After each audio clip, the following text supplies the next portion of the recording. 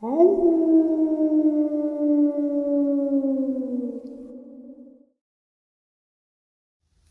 and salutations, folks. I hope everyone is doing well. Welcome to today's upload. Before we jump into it, a couple quick links. As many of you may know, I rely on Patreon, PayPal, channel membership, and the merch to help the channel to continue to grow and go. Links to Patreon, PayPal, and channel membership is in the description below. Merch displayed directly under the video. Also, Dogman Frightening Encounters, Volume 1 through 3, the audiobook versions. They were written and researched by Tom Lyons, narrated and produced by me, Jeff Nadolny. These audiobooks are available on Audible, Amazon, and iTunes, links to which are also in the description as well. And finally, last but definitely not least, if you'd really like to help support this channel to continue to grow and go, simply subscribe. It does not cost a cent. Click that like button, takes half a second. If you don't want to miss out on any of the informative uploads that I put out daily, click the bell icon, and folks, please leave a comment and share the video. Why? Well, because all these things really do help the channel to continue to grow and go. They definitely do matter, and they are appreciated. And with that, I have taken far too much of your time. Let's jump into today's upload, shall we? All right, everybody. Tonight I've got a very special guest. He had shared his encounter with me a while back, and a lot of you, I know, may have heard him on Vic's show. I'm glad to have him on mine officially, and so you guys can hear his encounter through his words instead of my narration. And for those of you guys who have not heard his encounter, it is truly an amazing encounter. Everybody, I'd like to introduce Bo, and he is going to tell us pretty much everything that he's been through out in North River. Bo, how are you? Hanging in there, y'all. I wanted to say I appreciate y'all letting me come on here. But my first encounter with a dogman had been a few years back now, and whenever me and my fiance had been, we'd been together for about 2 years at this point, and went hunting. And that morning, I told her, it's like, I'm going up to New River. I'll be back around dark. Nothing out of the sorts. And as we're getting ready, she goes, makes me a sandwich, puts me a little lunch together, and I take her on to work. As we get to work, I tell her, I love you. I'll see you here in a little bit. Tell her where I'm going, But she told me, okay, bring me back something good to eat. I told her I would. Got up to the mountains, and New River is one of them backwoods of a backwoods place. And whenever I got to my hunting area, it just cracking the daylight. And I got up in my stand. Everything was quiet that morning. There wasn't a sound around. TJ had, told me, basically good luck. So I was kind of excited that morning, and it was first of the season, so I was pumped. But nothing had really been moved all morning. I decided best thing. It was around noon. I decided to get down, go grab me a drink, something to eat out of my cooler. Made it back to my truck, and there was a note in there, basically saying she loved me and, basically good luck today.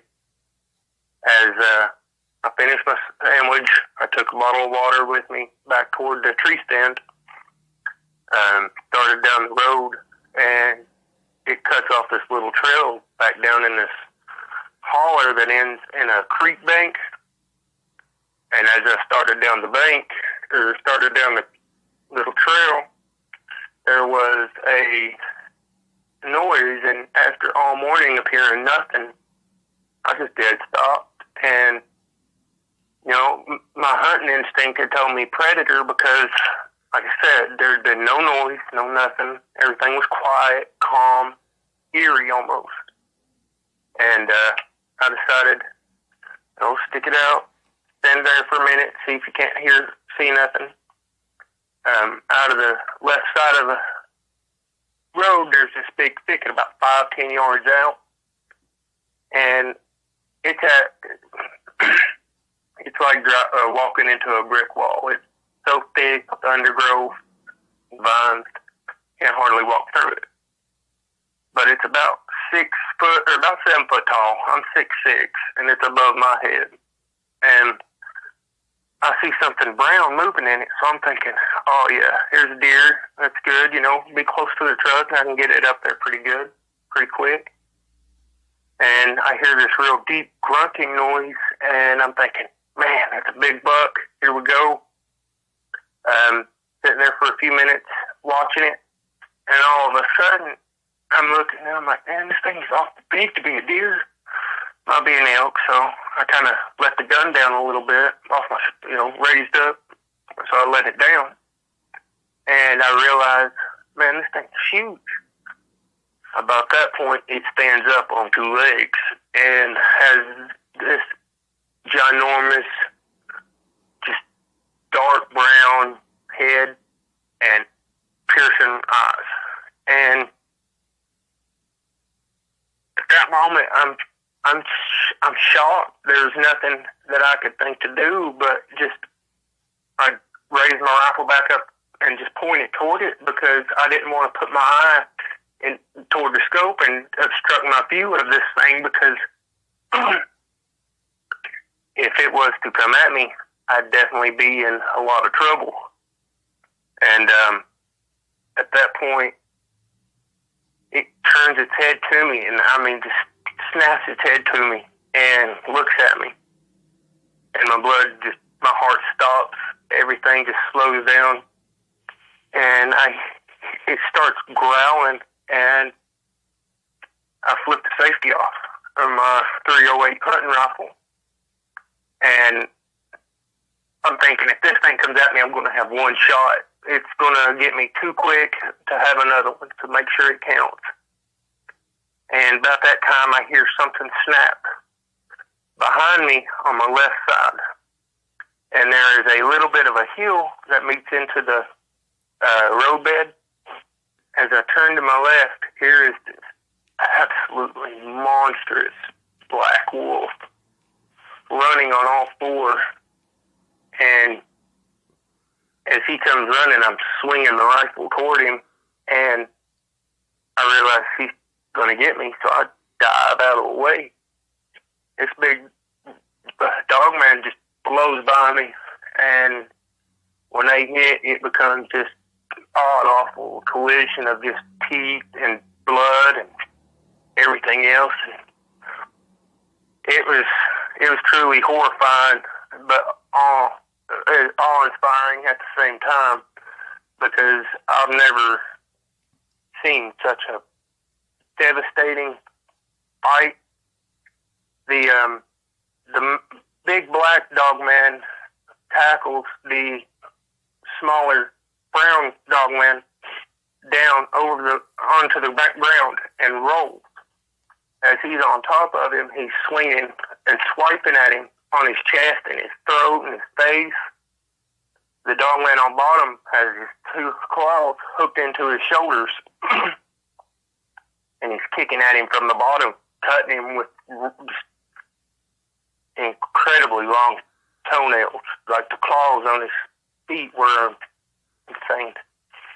But his, as he's clawing at him, kind of kicks him off a bit, and he steps back, and the big Dogman just doesn't hardly act like it fazed him, and the smaller brown Dogman come running toward him, barreling down again, and the big black alpha, I believe, run his arm into the side of the smaller one, picks him up, and slams him on his head, and he bounces and rolls down the hill.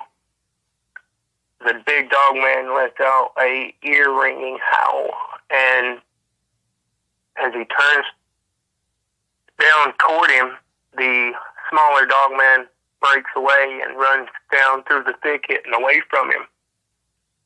The big male turns and looks at me, and to see his eyes and he alone was just there's not a lot of things that can describe the fear that I felt at that moment, but seeing his claws dripping the blood and everything else and scratches and cuts all over him, I just realized that this thing is the true top predator of these woods. And I just froze and I lowered my rifle because at that point I done knew if I hit him, I'm just going to make him mad. And he kind of looks at me, turns his head back toward the other one, and howls. When he does, the smaller Dogman is already gone, and he howls, jumps on all four, and takes off running. And at this point, I snap out of it. It could have been 5 seconds. It could have been 10 minutes. I don't know how long I stood there. But when I snapped out of it, I took off running back toward the truck at full sprint. And at this point, I was still in pretty good shape due to the Army. And when I made it back to the truck, I realized there's blood all over the side of my truck. And I'm thinking, oh, God, if one of them's in there, it's not going to be good. I look in the back, and there's a doe that had her neck ripped out. And I'm thinking, forget it. I jump in the truck and just tear out of there. As I get out of there, I never let off the gas as I went through the woods and back down the mountain. I get up there to TJ's work, and I'm covered in blood because, like I said, it's all over my truck, all over the sides of it. And I'm freaking out. And TJ's boss tells her, go, something's wrong, go, take care of him. I get her outside, and I tell her what happened, and I'm like, I don't know, we gotta go. So she kind of tries to help me through it a bit, and at this point is when I kind of started trying to look and find out and research a little more on what these creatures were in the first place. Because that was the most incredible and heart-stopping experience of my life. Up to that point, whenever the next deer season had come around, and I had went toward New River again. It'd been about a year, so I thought nothing of it. It'd been a while since I'd seen something crazy, so I thought maybe everything's okay and clear, and nothing's wrong. But TJ was with me this time, and we went down toward the cabin.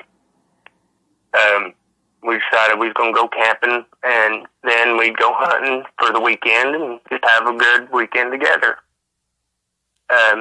Whenever she was cooking that night, me and her had kind of split up some of the, little stuff around the camp. I was messing with the fire, keeping it warm, and she was cooking supper. I'd asked her to step outside and grab me a bottle of whiskey out of the truck. When she did, she had hollered at me and had let me know that there was something walking up the road or up the creek bank, and we'd both known about Sasquatch and seen Sasquatch in the area many times over the years. And this one family had gotten rather close, and I have fed them for quite a few years and tried to make peace and, everything they kept their distance from us. We didn't destroy their territory or nothing like that. So I believe that there was a mutual respect there. Up until that point, I had only seen that there were 4 of them. The young male, a young female, an alpha, and a beta. And the big male had been around a couple times, and nothing ever really, crazy or nothing like that.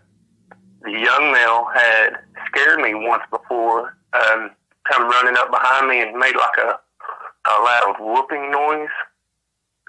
And it almost sounded like he hollered boo. And jumped around, and this little one is laughing, and it's laughing like you or I would, just belly laughing.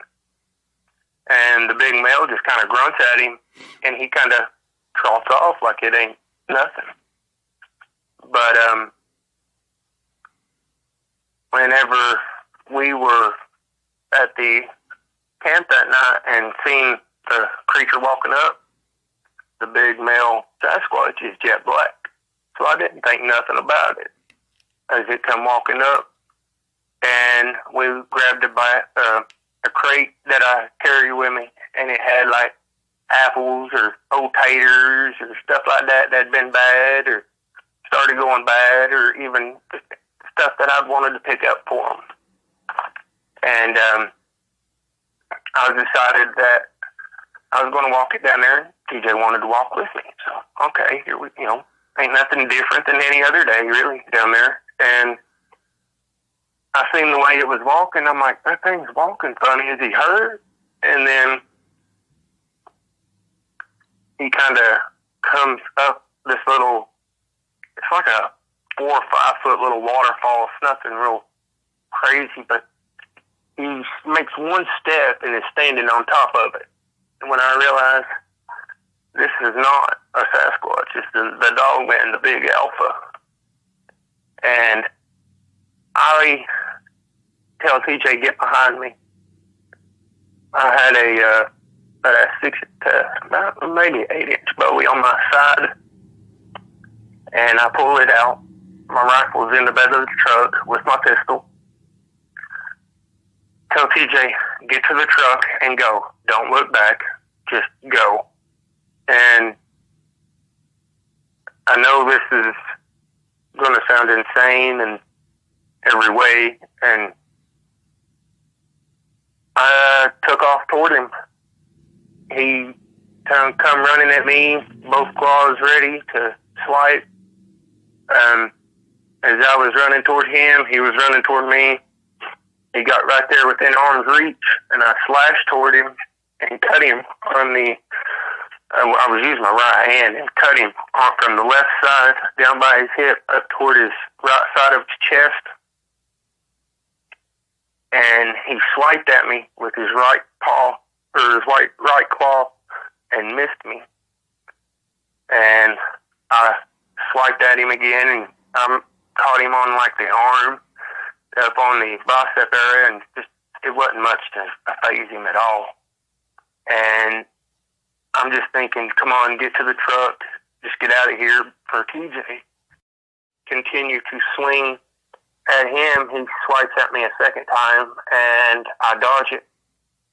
But the third swipe he makes lands directly on my ribs, and it lays me wide open, throws me about 5 yards, maybe even 10, backwards into an old rotted out log. And I just I hit and go through it. And I'm looking up at him as he's standing above me, walking toward me. And I'm thinking, this is it. This is the end. And I hear a thud, and I look over, and the Dogman's shaking his head. And the Sasquatch, the young male and young female, are throwing river rock at this Dogman and got his attention off of me. And by that point, TJ made it to the truck and had turned the rifle around and shot at him. hit him in the chest, right up by the collarbone, really. It was a little high, but he jumped back and they kept throwing rocks at him. And all of a sudden, through this thicket on the right, my right, his left, this just ginormous black shadow just absolutely destroys him. The big alpha had come to my rescue and knocked him down. When he knocked him down, he starts beating on him from the ground. The Dogman swipes at him and cuts at his knees and his legs and makes him fall to his knees. The Dogman, being much more agile, jumps up and jumps on top of him. The Bigfoot grabs him by the throat as the Dogman is just slashing away at his chest and his face and his arms. It was another one of those brutal, just awe-inspiring moments. And I'm trying to get to my feet as TJ comes running up, and she hands me the rifle, kind of helps me to my feet. And the big male hits him. He's got him by the throat with the left hand. He hits him with a hard hit to the right, with a hard right hook, and lands solid. And the Dogman kind of stunned him for a second. When he did, he kind of raised his head up a little bit. And about that time, about a leg-sized tree branch hits him directly in the chest, knocks him about 3 or 4 feet backwards. And he absolutely just had not seen it coming, just teetotal car wreck hit him. It was awful. Best impact there ever was. Whenever the female had showed up and hit him, the big male had raised up, and they all started whooping and growling and just grunts and whatever else that they could.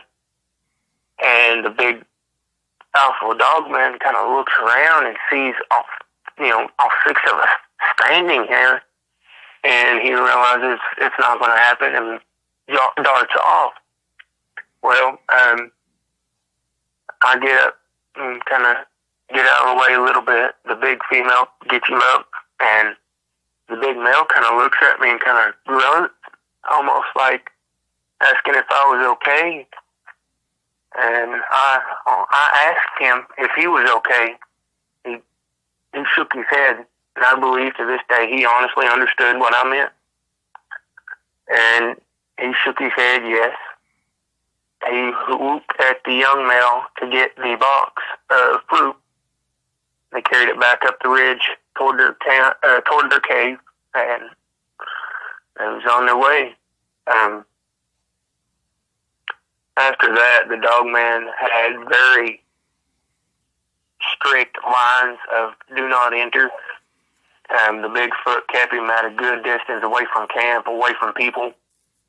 But he had, the big male had took quite a bit of damage. So I wanted to make sure that he stayed healthy and stayed good. So I kept bringing stuff for him and making sure everything was okay with him. And he pulled through. His healing capabilities are truly astonishing to what they can withstand. Whenever the Dogman had kept his boundaries, everything went smoothly. Bears did return, pigs had returned. So, everybody was kind of living on their own. And about 6 months after the Dogman and the Bigfoot had fought, we was there at the power lines, and it looks down plumb to the road, and there was 2 Dogmen running down the ridge, a big black one chasing a smaller, almost like a smoke gray looking Dogman, and I believe it was a big alpha running off another challenger, basically. But after that, I started learning as much as I could so I could be better prepared to protect my family, my wife, my daughter, and I just wanted to be prepared for what could happen. Farther along it got, I made a mistake and got into the Dogman's area at one point, and the young male had come to my rescue after the Dogman had jumped down a ridge toward me. He's a big young male. Growled and roared at him, and the Dogman just shook his head and jumped back up the ridge and went on his way. I turned tail and run. The next year, during hunting, right before hunting season, there was this feller that had gone missing, and in the river in my area, and they found his truck about 2 miles from my cabin. And I had a really bad feeling about it, and I told TJ, I was like, look, you stay here with tomorrow. I'm going to the cabin. I want to go check and see if I can find something out for this family. Because this community stays real close, and I wanted to make sure that if he was hurt, he got help. If he had passed away, that his family would have known what happened. And when I had made it up to the Dogman area, I had loaded a rifle and my pistol and my knife and everything else. And at this point, I had prepared myself for an encounter with the Dogman. Sorry. As I walked into the Dogman's territory, the woods got eerily quiet again, and I kind of got a bad feeling in my gut. As I started down the trail that he's on, I started noticing fresh tire tracks, and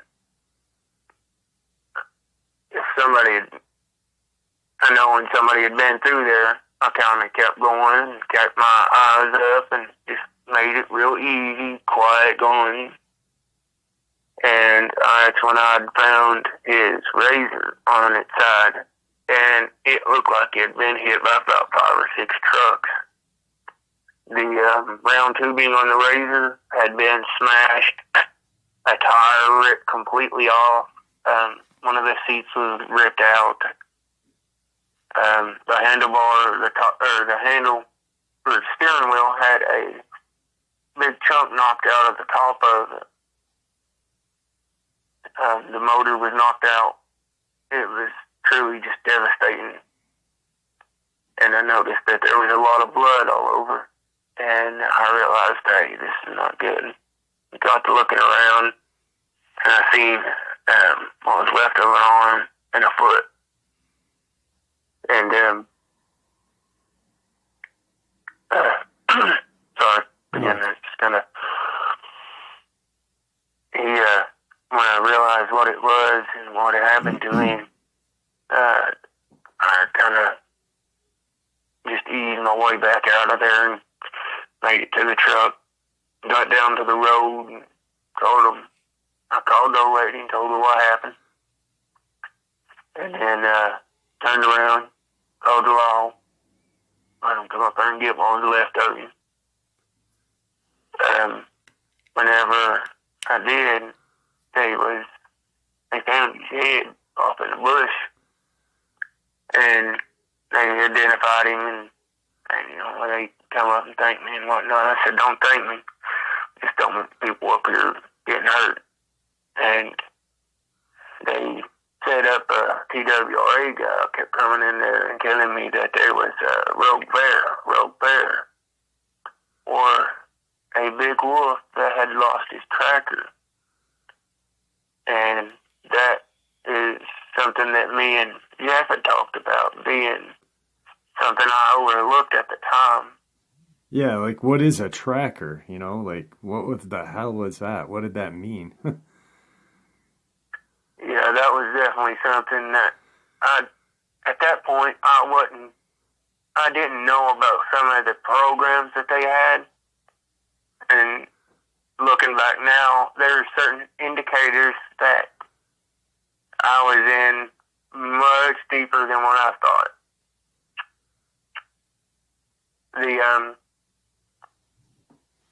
About a week later, there was about 6 blacked out SUVs come running up, surrounded the front entrance of my cabin, locked my truck in, jumped out, guns ready and everything.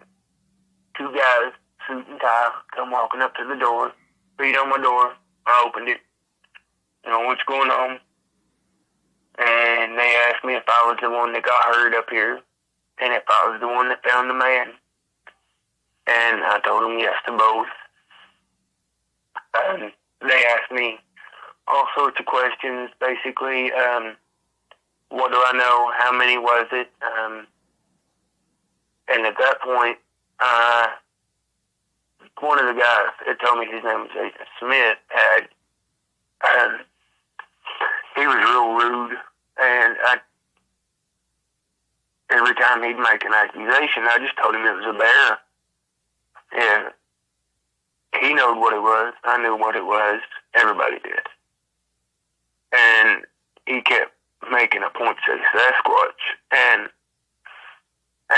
my family have a saying toward Bigfoot, and it is mountain men. I said, there ain't no Sasquatch or Bigfoot here. We only got mountain men.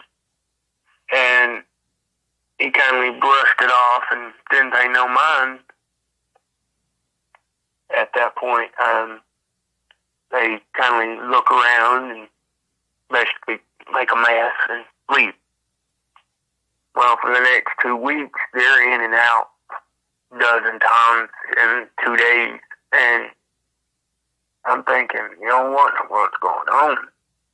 But me and TJ sitting on the porch one night, I was drinking a little whiskey sitting on my front porch, and I was in the rocker at the time, and she'd sat down in hers, and we sitting there just watching the sun setting, and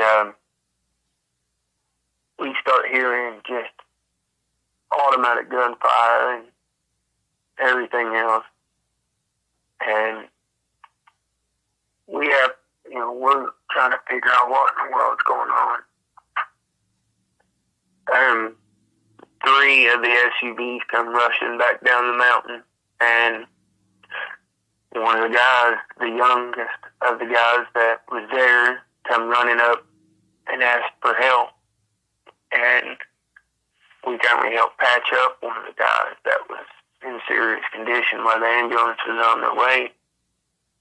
And then Lifestar was on the way for another 2 of them. And their squad had basically went from 12 to 4. And it was really bad.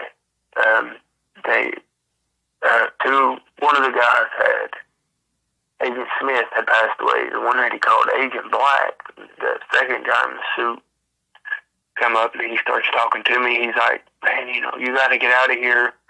That Dogman is up there and he's killed a bunch of us.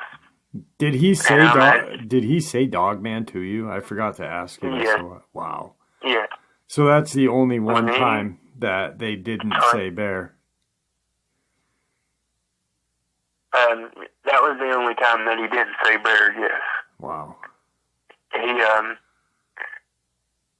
He was bloody. He was cut on his shoulder, on his right, I think it was his right shoulder, had a slash across him. And I asked him, I was like, man, what in the hell went on up here?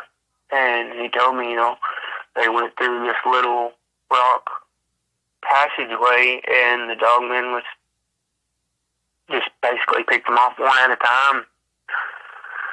And it was a bloodbath. It was really it was a traumatic just hearing it, let alone being there. I told him, look, we're here. We got what keeps us safe. You know, just make sure you get these guys here and know where you're going. When everybody gets loaded up and taken out of there, the 4 that was hurt, they're gone. They done take off. And he's like, look, anybody ever ask, say bear, say rogue wolf, anything. And he just jumps in the truck and leaves. After that, I've not had any sightings of him since, but it does make me wonder on if he's going to show back up next year at the same time as usual. But after all that, it's definitely made me more aware of what's out there and how to protect my family from Mother Nature's top predator. Yeah. Now, you that was the last email I had from you for a couple of months, and then probably 3 months ago, you hit me with an email, and it was regarding the Sasquatch family, which was truly amazing. Yeah. Can you share that with everybody, please? Yes, sir. Me and DJ had gone up to the cabin early spring, and when we got into the cabin, we was cleaning it out and basically getting it ready for another year. And I wanted to walk up and go check on the Bigfoot. And at that point, TJ had, she said, okay, holler if you need me. I'm going to clean up a little bit and, maybe make some supper and we'll sit around and enjoy the rest of the evening. So that's a great idea. So I eased my way on up into the holler and start up the bank, and I'm not noticing that the young male and young female are not standing watch. Neither is the big male. And they keep about 100-yard perimeter from their camp where they stand. And so I'm curious. I'm trying to figure out what's going on. And I hear a loud whooping and a loud, almost stomping. So I'm stop and look around, just be easy, keep on up the hill just a little ways more. The big male standing at the cave and almost looks like he's dancing around. And starts if y'all had ever seen a chimp do the hand out, trying to get you to come closer or hand him something, that's what he was doing. But he started waving me in, and I just took my time, went easy, got up there to him, and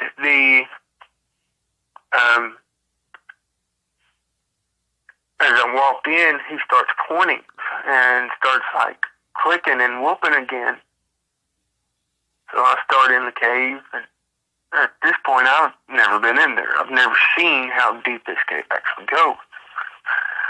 And about 20 yards in, there's the young male and young female sitting, both facing toward the entrance and playing on the ground just like kids would. And the big male standing there just keeps pointing. I walk into the back, and there's the big female laying on a rock bed, and it's made of a mud, a bench almost. And she's sitting there with a newborn baby on her chest. And he starts clicking and whooping and jumping around again. And I'm smiling, telling him congratulations. I run down, go get him some more fruit, bring it up, and he walks me in again. I walk up to the female, and hand her an apple. And that's something that most people don't realize. They love apples. And at that point, I'd only seen one. The next morning, I think it was the next morning, I went back up there and went to drop off another basket and got to looking, and she has two young, just newborn Sasquatch holding him. And they're adorable. They look like extremely hairy babies. It was something to see. I mean, honestly, it was. But they were really generous and friendly toward me. I mean, they never showed any aggression or any kind of territorial display toward me about it. And I set down the basket, eased my way backwards. They picked it up, eat, and carried on. And TJ got up there and got to see him as well.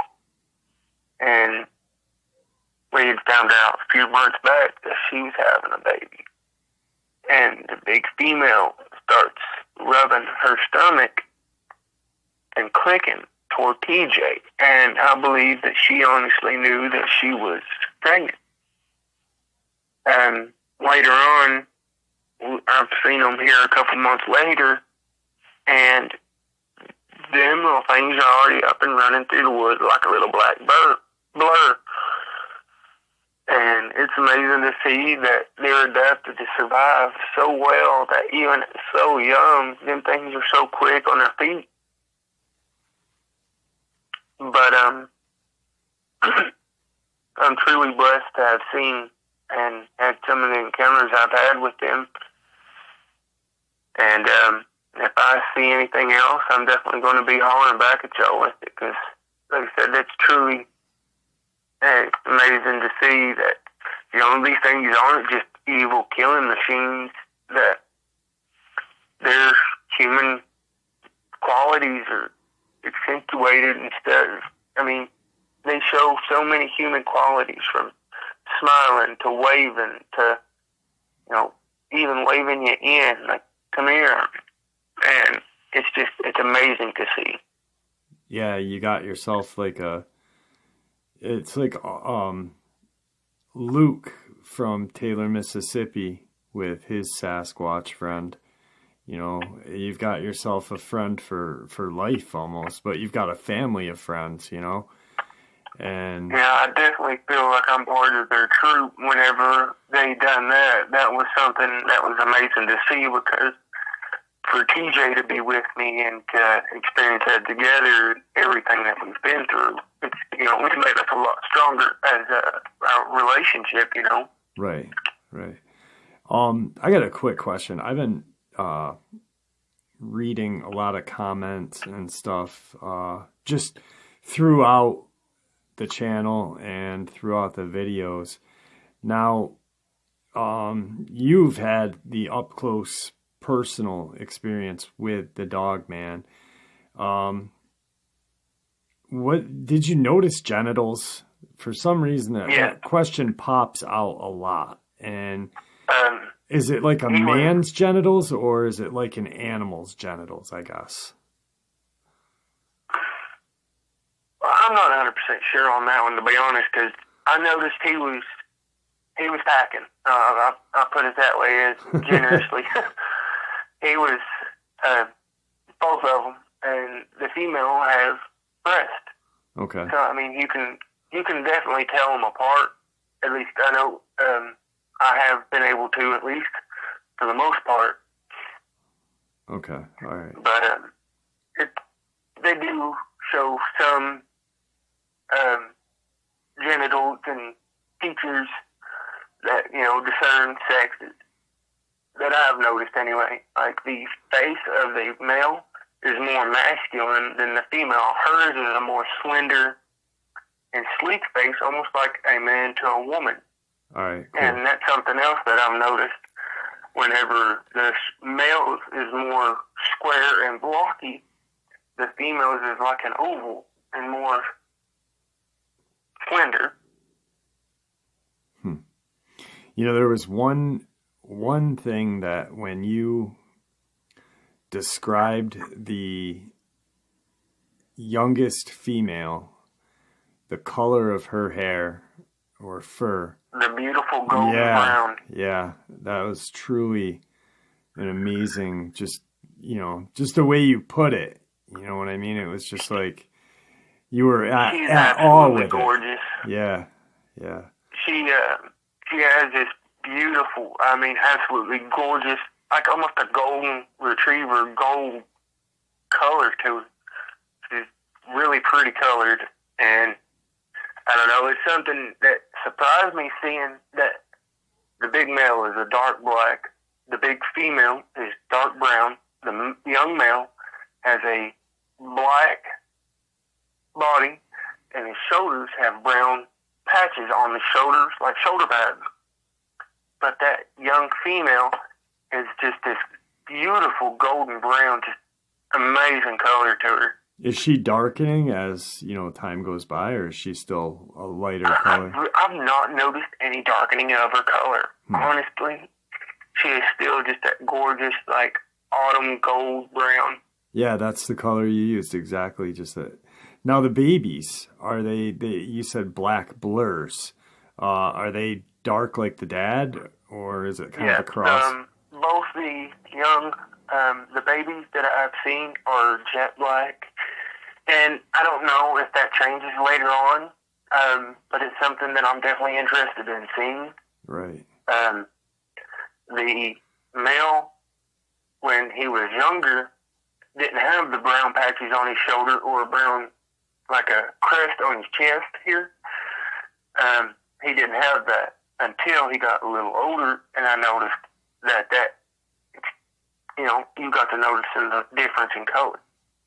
So that could be something. I'm not saying I'm a professional in any of this. I'm just something I've noticed. Right. Wow. That's just, you have true. I mean, I remember when you submitted your encounter to me, and I had no idea how to, I was still narrating at the time, and I'm so glad that I'm able to have you on so you can tell everybody, I mean, yeah, a lot of people have heard you on Vic, but, it just, I feel blessed to have you share it on my channel. Just because, we've struck up, we've got, we've emailed each other quite a few times, and, we've got a good rapport with each other, I think. And, I enjoy getting the emails and the updates from you. And, I think you shared with me not even in an encounter, you were just like, me and TJ are expecting. And I was like, congratulations, and you're a real good guy. And, I truly appreciate this. And I wish you and TJ nothing but luck in your family too. So I appreciate that, and honestly, I do thank you, because a lot of people that I'd say something like this to would just think I'm insane or making it up or anything else along those lines. But whenever I had said something to y'all didn't question it. Y'all helped me out, and me and you have actually talked on the side here and kind of helped move forward, and that's been a big help as well. But as you were saying, I have a genuine respect for y'all, because y'all help out a lot of people just by getting the word out. Gets a load off their chest. Trust me. But whenever it comes to personal, I wanted to check up on y'all and see how y'all been doing, and y'all have done the same, and I appreciate the friendship that has come out of this as well. Yeah. I have really just this channel. I've met so many great people on, and I'm fortunate because, I feel fortunate because I've met more people just on this channel than I've met in my life. You know what I mean? And it's when you meet genuinely good people. I I know through like the comment section and everything else, there are certain people that will message and respond to something I say, over and over, and it's great to see that people communicate and be able to talk without having people hounding you and just being really rude. And there's not a lot of that on this channel, and that's something that, really amazes me, and it's real fortunate to see. Right, yeah. And I truly think that helps with everybody's process. I mean, honestly, I do. Well, I'm going to cut it short. We're going to say goodbye, but then me and you will finish up the phone call. But I just wanted to thank you again for coming on. And would you like to have a couple last words with everybody before we end it? Basically, I want to get out there and let people know what's going on in the world, and I don't want them to think that every one of them is just some evil killing machine. And some of them truly have a genuine good heart to them, and that doesn't mean let your guard down. Just be smart. That's the biggest thing I could honestly say to anybody that want to or hope to ever have an encounter. Just be aware of your surroundings and pay attention to what's going on and respect them. That is the biggest thing. Make sure you show respect. Definitely. But that should be. That's the key. That's the key right there. If it's okay, in the thumbnail, can I use the picture that you sent me of your wounds in the thumbnail of this video? Is that cool? That's fine. I was actually going to say that and completely forgot when I said something about my ribs being smacked on. But that's fine completely. Anything you need, just holler. Yep, I still got those pictures. So I'll put those in that will be the thumbnail for this video, guys. So if you guys are wondering why there's a set of ribs with a bunch of scratches on it, that's Bo's war wounds right there. And Bo, thank you for coming on, and everybody have a great night. All right, folks. So that interview was, well, I received his experience from him. He sent it to me. I had seen him talking on Reddit once. This is 5-6 years ago. And I reached out to him, and he sent me his experience via email. We talked a little bit. I didn't have the opportunity to do interviews. And he then took his experience and shared it on another Dogman channel, which, I didn't care one way or another. I think it's great that he could get it out. About a year later, I was able to do interviews, and he realized it, contacted me, and said, "Hey, I am going to share my experience on your channel, and if anything else happens on my land on the New River, I will let you know and do an update." And this is exactly what we have right now, is an update. All right, everybody. Today I have a very special upload. A friend of the channel who has been with the channel for a very long time. Bo, how are you today? We're doing good. Got us a place and got us kind of established here again. Right. Now, a lot of I've grown since I've had you on, so a lot of people may not know who you are. Bo sent me Bo had a cabin in New River, Tennessee. He had a family of Squatch that lived on his property, and he had 2 rogue dogmen, a jet black one and a brown one. He had an encounter with the black dog man, which he thought was kind of like a peace offering. And pretty much he's been through the ringer with Dogman, but Squatch has pretty much treated him like family. So what I'm going to do right now is I'm going to turn the mic over to Bo and let Bo share what has been going on with him and TJ as of late on their property.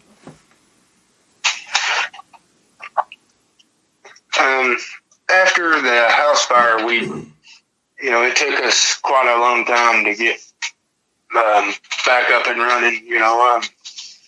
I had a bad gash in my arm, took me out of commission for a while.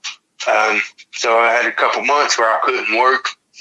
Finally got back to work, got us a place, and now that we've made a couple trips back to the river, I got to noticing here about 2 months back, 2 or 3, the large male, I seen him hurt early in the spring, and when we come back, he's not around anymore.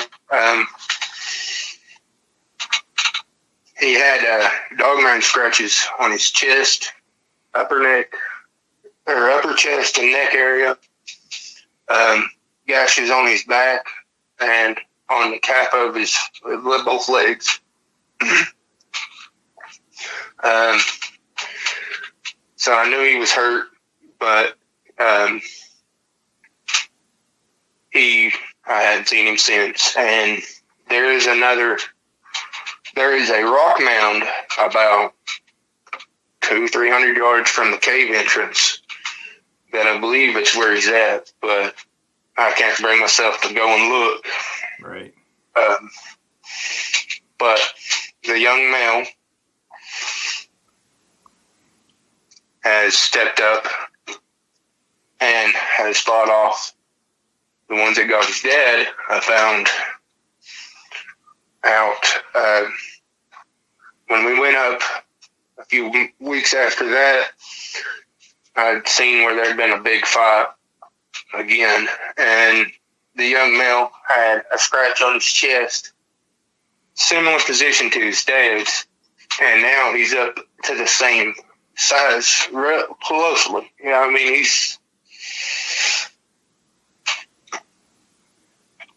I believe he's reached into his mature level. For those, I do have a lot of new subs that probably have not heard your old encounter. So how big would you say the young male is now? The young male, he's probably about 8.5, maybe 9. He's up about 600-700 probably, if not at least. I know his dad was probably 8 because he was really thick. Right. The younger one's not as thick yet, but he is, like I said, growing exponentially. The sister of the male, the young male, the daughter of the alpha, she still has her golden brown, gorgeous autumn color. She hasn't lost it. Is she getting a lot bigger, or is she getting bigger? She's up to about 7.5, 7. She's close. She's actually as tall as the mother. The mother has slowed down quite a bit. Just seeing her out, stays more by the cave. She's heartbroken. Right. How about the little ones that are the little? I think there were 2. The 2 little ones, they are quick as a whip.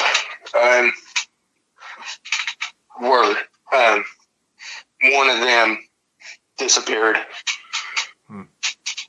I'm about 90% sure it's the Dogman, but the young male,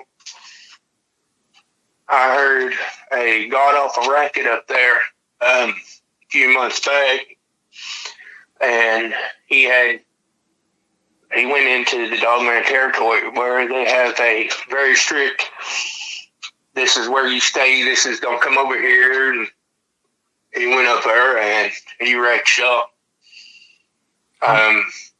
He ran off 2 of them by himself. How many are up there now? How many Dogmen are up? Because I remember there wasn't, at one point there was the 2. There was a black and a brown one, and then for a while there was nothing, just the big black one, yep. Right. As of right now, the big black male one, I know he's dead. I know he is. I walked in on that one. I walked up there on that one. And when I walked up there to see what had happened, the big male, the young male, I mean, he went in and that Dogman was laying there with a broken neck. And his bottom jaw was broke. But the 2 that was up there with him, one of them is still on top of the mountain. The second one, I don't know how it is now. I haven't seen it, but it was definitely hurt.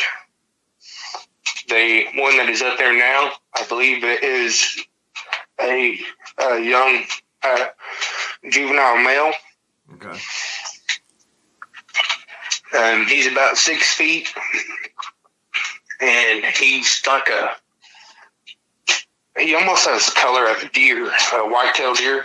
Okay. It'd be about the best way to describe his color. But he, he has moved up farther up the mountain. Here recently, there are 2 brothers that disappeared up there, and I went in and found some hunting, some camping stuff up there, and let the authorities know, and big surprise, nothing was said. Right. They still have the 2 brothers as missing,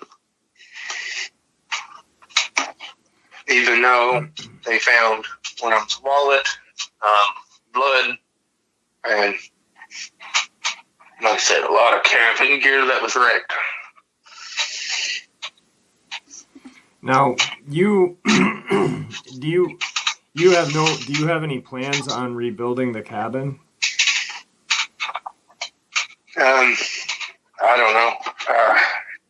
If it's in the cards, I'm going to attempt to. Right. But as of right now, I don't have the funds, having to rebuild and, make another go of it.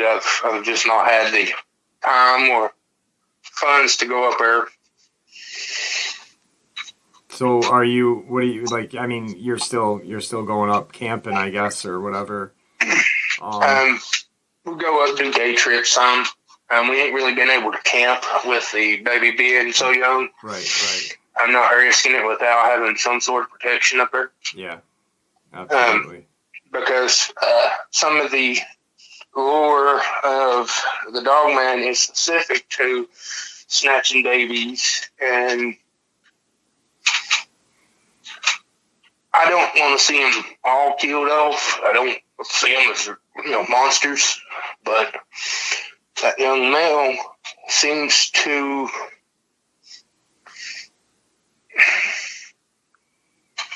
have a sign of respect, I guess. Okay. He shows respect toward us, which I'm not completely 100% trustful of, but he I've seen him, he kind of just give me a glance and go off about his way. But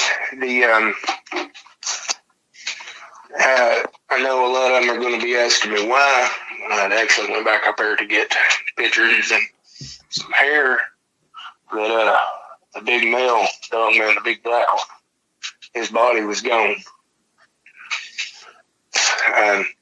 I don't know if one of the others took it and eat it or buried it or what, but I haven't found him yet. Now the young, well, now I guess it would be the alpha, the youngest male squatch.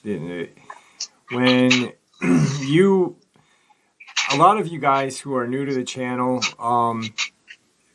Bo was on my channel. He sent me his encounters.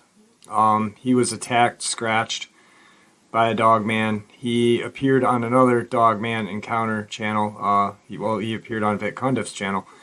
And then Bo has just pretty much primarily stayed with me on my channel. So a lot of you guys may have heard him there or on my channel too. But that young male squatch, when he was young and the alpha was still alive, he was kind of playful. Not really, like playful. He'd laugh at you. He did kind of some teenage dumb shit, I guess we'll say.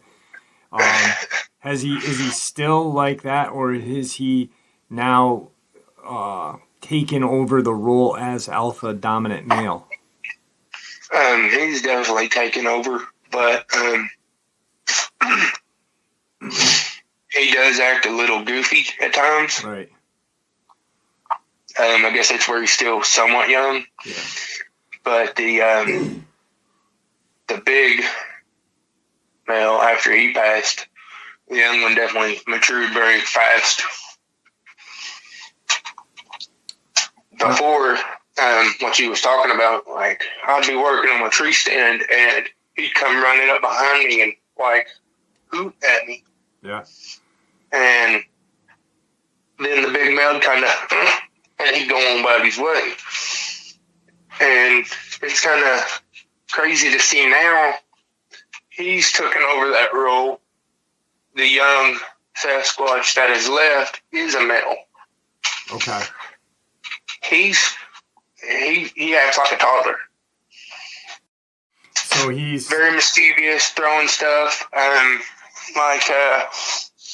Where there's the camping stuff there, he'd go up and he might sneak something away, or he might stand there and throw stuff around, like different human things, I guess you'd say. Yeah. But no, that's awesome. That I was going to ask you about the youngest female, because when you first shared her color, the way you described it, because you had sent me, you sent me the encounter, you emailed me the encounter, and I narrated at first. And the way you described it, it was just like the softest brown color in the world. It was like an autumn day, beautiful color. And it's pretty cool that she's still that same color. How is her demeanor now that the male alpha is gone? Is she? She's a little more standoffish. Okay. And the young male, he still comes down, like, whenever we're around. Yeah. He'll come and kind of, I'll see him walking the trails and stuff, kind of just like he's patrolling. Like him and the big male used to. He still walks the same trails. Okay. But here before long, I don't mean to bug you all with this, but I'm going to try and do a little bit of searching around up there and actually take some recording equipment to try and, show people that these things ain't just killing machines. They're really not. They're a lot more human than you think. Right. I know the ones that we've had encounters with, they all seem very mild-mannered toward us. When we show them respect, they show us respect. The Sasquatch. The Sasquatch you're talking about, right? The Sasquatch, not the Dogman. You're talking about Sasquatch right now. Yes, sir. Yeah. Yes, sir. Yeah. Okay. The Dogman, like I said, he showed me respect and showed me distance, but he still gives me a very heavy feeling, like in the atmosphere when he's around. Okay. Like it's static in the air kind of feeling. Yep. Yeah, I'm looking forward, like Bo was just saying, he's going to go up, He's going to start taking some video. He's going to put it on. He's going to start his channel. He's going to put it on a channel. When he does, he's going to let me know. I'll link that so everybody can check out where Bo is talking about and what he is actually, where his life was with these things. Because for those of you that are new, where his cabin was, this family of Squatch actually interacted with Bo and his family like friends. They all still, yeah. They make faces, noises toward my daughter. She actually imitates some of the younger one playing around, which is hilarious to see, actually. But the more that they've actually seen her, there's never been, they brought me up to see the little ones. Right. And when my little one was born, it was after the house fire, but we still took her up there. And the big mom, she come down, the big male, seen us, started hooting. The others come down. And, they kind of looked and seen her, walked around for a minute, and made their way back up the mountain. But so it's very interesting to see it is, like I said, the humanity of these things. Yeah, that's the most interesting part of it. I mean, you've had now. The thing is like when me and you first met and first talked. I remember the question you asked me, and it was just, and I'll never forget it. You said I was bow hunting, or you were hunting, and you had killed a deer. The dog man came up on you. Then there was another dog man. The two got in a fight. By the time you made it back to your truck, the deer was in your bed of your truck, and you were like, what the heck? And I had said peace offering, and for some reason, it definitely was not a peace offering. It was more or less saying, take your deer and get the fuck out of here.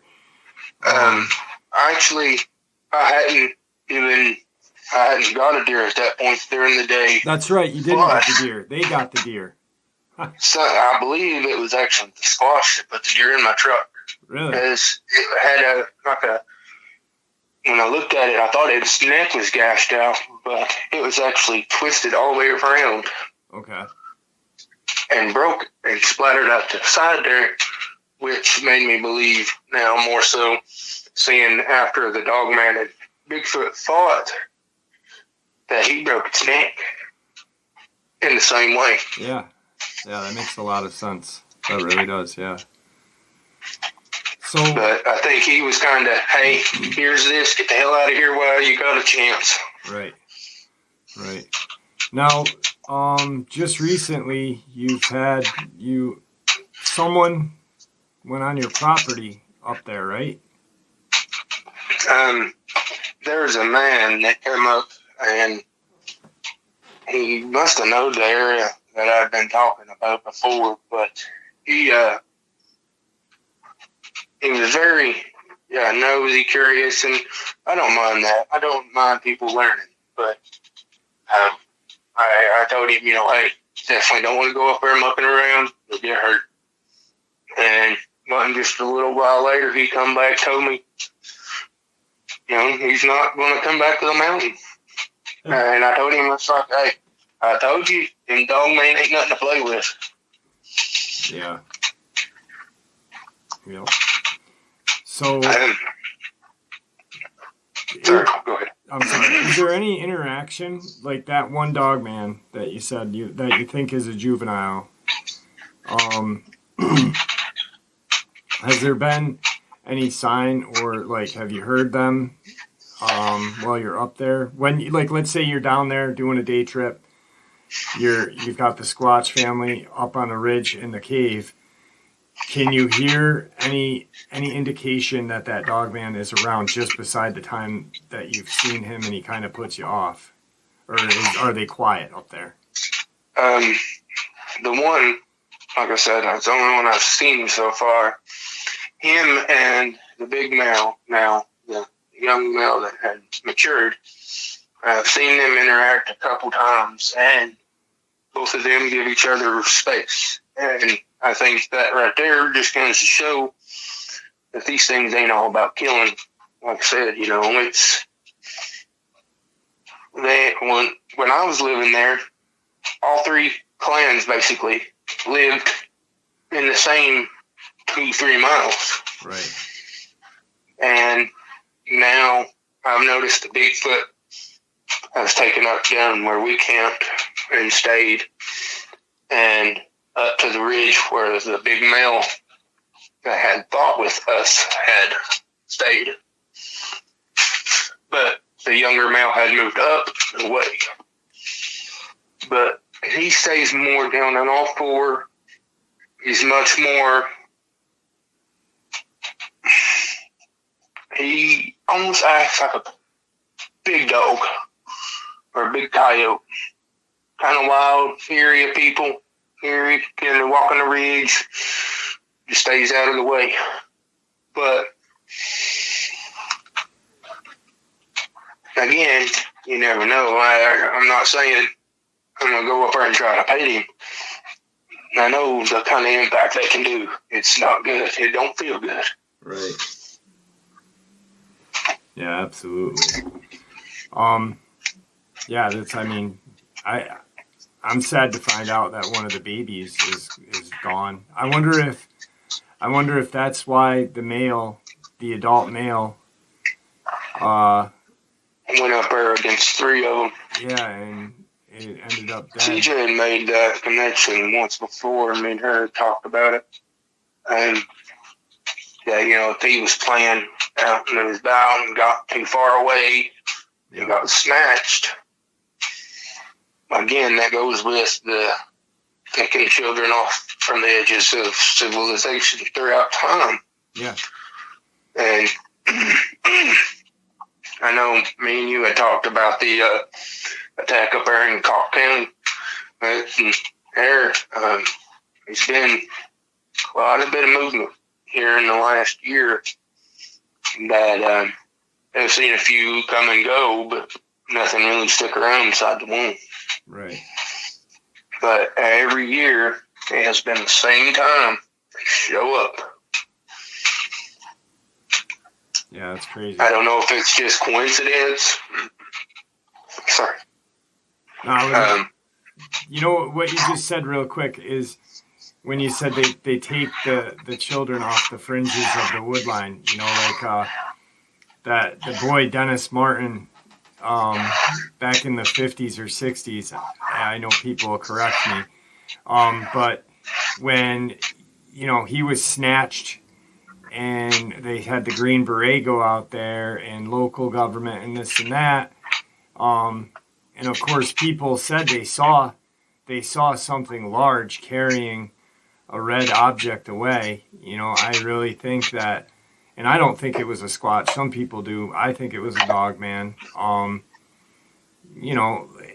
Just because it was a Squatch kid doesn't, or a young Squatch doesn't mean that they weren't going to take that one either. They take the most vulnerable and go with it. Like I said, I know whenever we was there and noticed the little one had gone, that's when the big male showed up with the cuts and scrapes. And like I said, he walked on his own power, but he was kind of staggering around, and they can heal from quite a bit. I've seen it. I've seen them from the fights and stuff from before. But whenever he was there, I told her, it's like he's in rough shape. He might not make it. He killed 2 and run one off and one up on the other side of the mountain.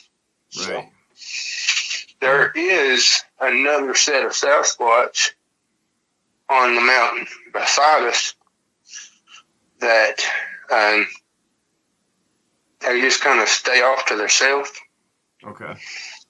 And then on the back side, I noticed there is a set of Dogman out there, at least 2, that I've heard about. I've not seen myself, at least two of them, and they are pretty aggressive. One of them was attacking the side of a truck. Old boy trying to get out of there.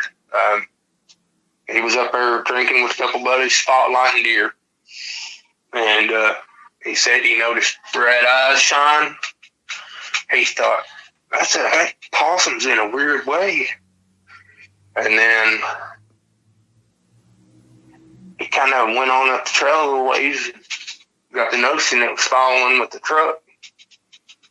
And then by the end of it, they was running down the mountain wide open, and this thing's gnashing, biting at the truck. Right. Wow, that's friggin' nuts. Now, have you seen the other Squatch, the other set of Squatch, or no, just heard about them? I've seen 4 up there, but like I said, they usually keep to themselves. There's a couple spots that I've seen you can see across the mountain. Mm-hmm. And I've seen them kind of up and across the ridge a piece. But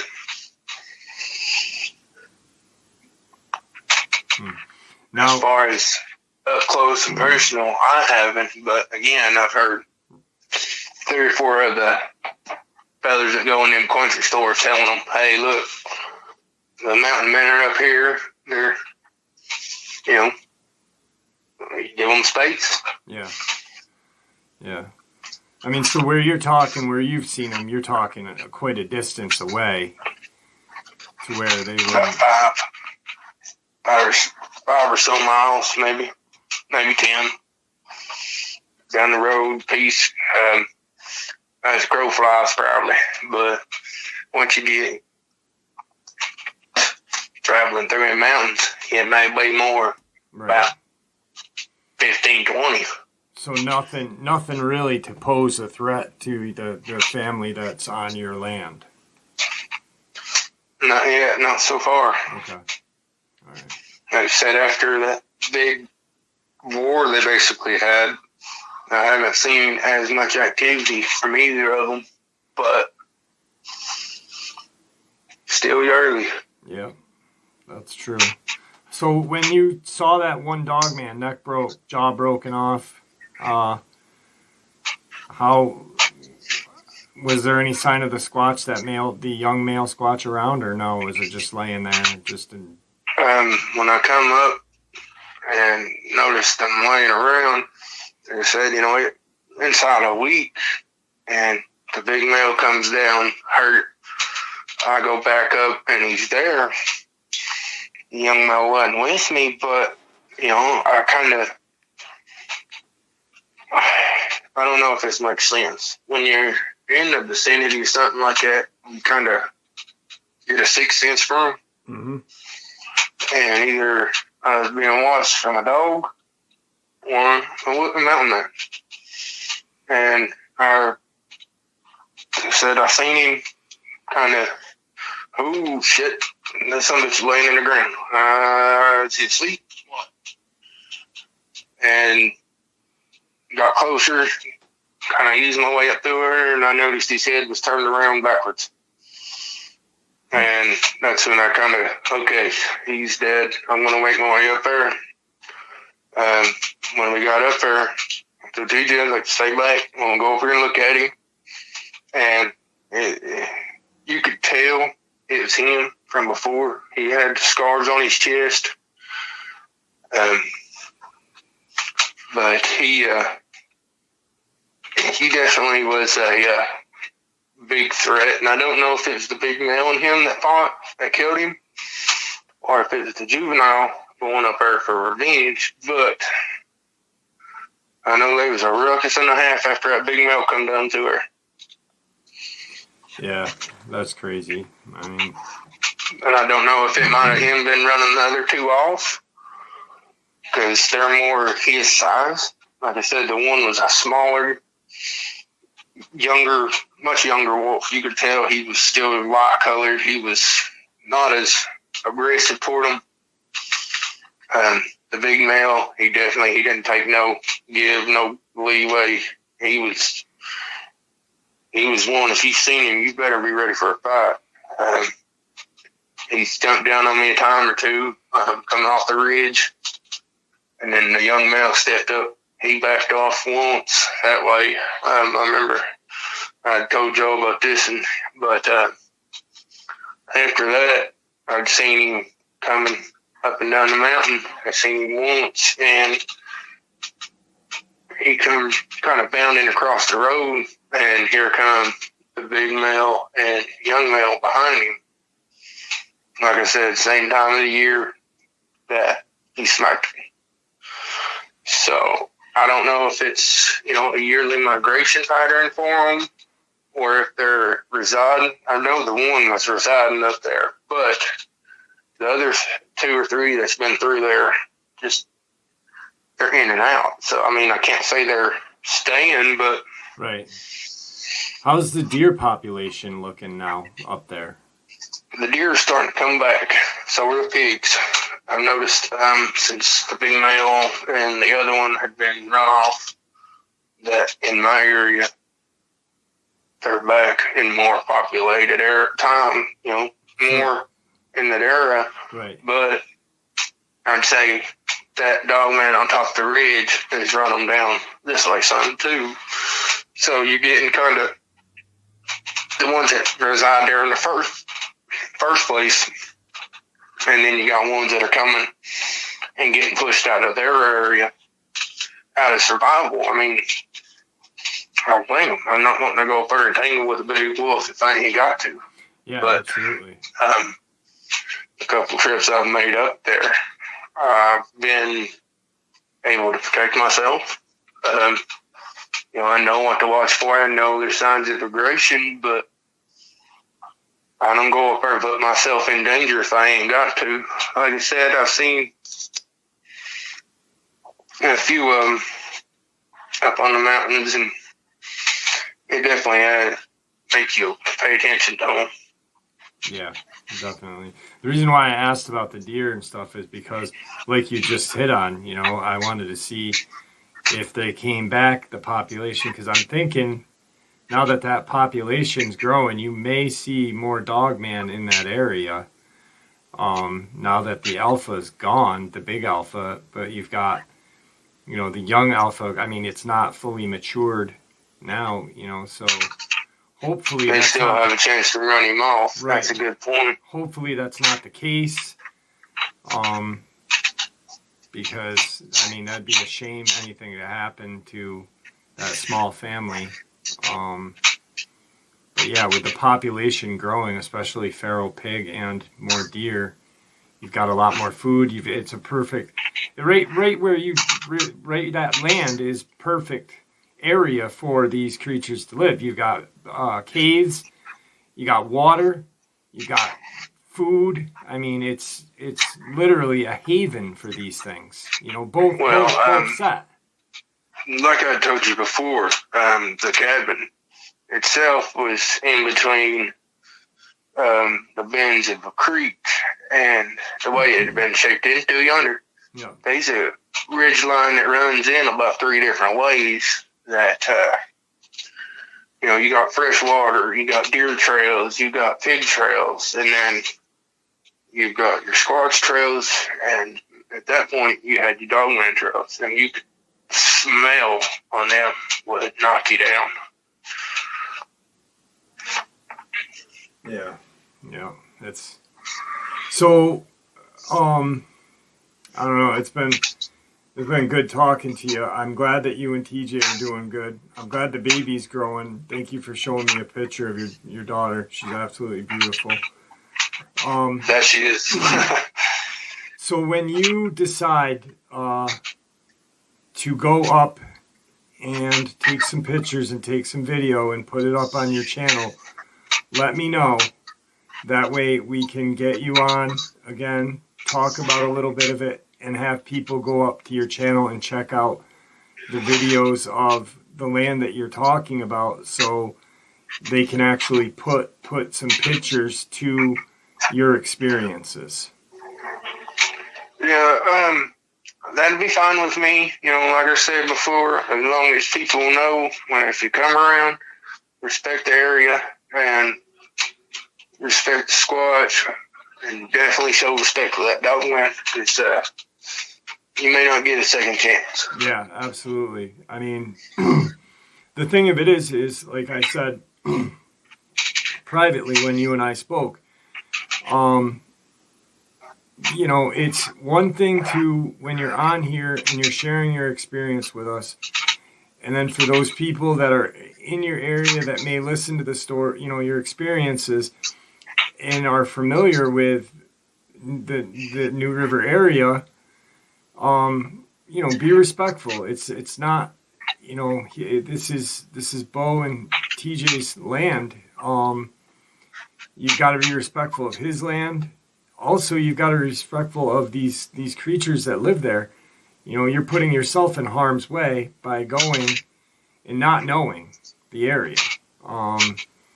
And you know, like the guy that you had seen up on your property, we don't know if he came from my channel or the other channel that you had shared your experience on. So, you know, just be respectful of others' property. You may know the area or where we're talking about, but you know, don't go there unless you're invited, I guess, pretty much. So, but do me a favor before, don't hang up when we end this. I want to talk to you a little bit after. Is there anything that you'd like to say to everybody before we end the upload? I appreciate y'all, you know, whenever coming back on here, and I appreciate y'all, you know, being kind still. I mean, y'all have always been a good community, and that's why even before I'd ever wanted to do this here, me and you talked, and I didn't want to be butting in on anything for y'all as well, you know, because y'all helped me kind of open up about this more, and I just appreciate y'all being around. We appreciate you too, buddy. We really do. Now, please send the love to TJ and the baby from all of us on this channel, and it's always a pleasure having you on, Bo. It's a pleasure being here. Definitely appreciate you. And there you have it, folks. I hope you all enjoyed today's upload as much as I enjoyed sharing it with you. I'd like to thank you all for supporting the channel. It is your support, after all, that helps the channel to continue to grow and go, and what gives us all a place and a chance to share our experiences and theories judgment-free. Everyone is simply treated with the respect that we deserve. Please, everyone, stay safe, happy, healthy, and ever vigilant, keeping an eye on our children, pets, family, and our friends. These creatures are real. These events have happened. Share this information with those you love and care about, and it may just help save their lives someday. Until next time, never stop asking questions, never stop searching for the truth, and God bless you all.